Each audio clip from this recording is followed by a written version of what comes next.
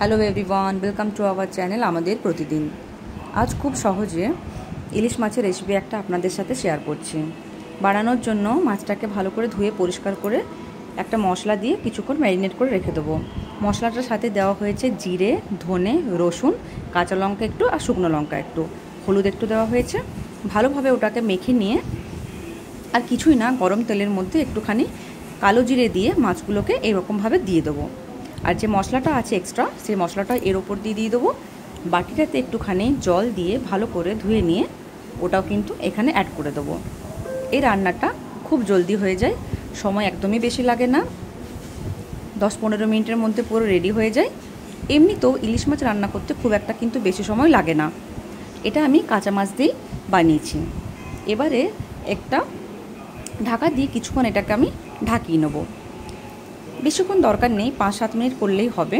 মাঝখানে একবার উঠিয়ে আমি দেখে নেবো, চেক করে নেবো যে জলটা কতটা আসে।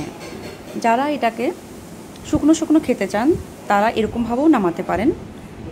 আমি ভাতের সাথে খাওয়ার জন্য একটুখানি গ্রেভি মতো রেখেছিলাম, তাই পরে করে আবার একটু এক্সট্রা জল অ্যাড করেছি। একবার আমি চেক করে দেখে নিয়েছি।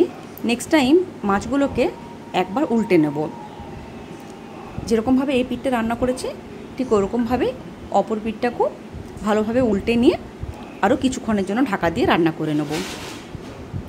এরকমভাবে রান্না করলে সময় তো লাগেই না, খেতেও ভীষণ ভালো হয়, একটু অন্যরকমভাবেও খাওয়া হয়ে যায়।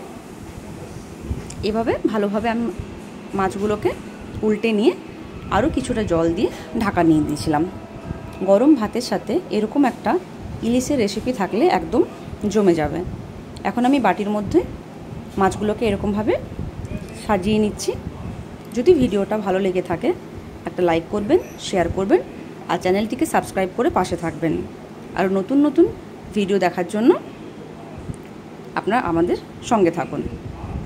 ভীষণ ভালো দেখতে হয়েছে, খেতেও ভীষণ ভালো হবে। আপনারা বাড়িতে বানিয়ে রাখবেন আর কমেন্টে আমাকে জানাবেন। Thank you.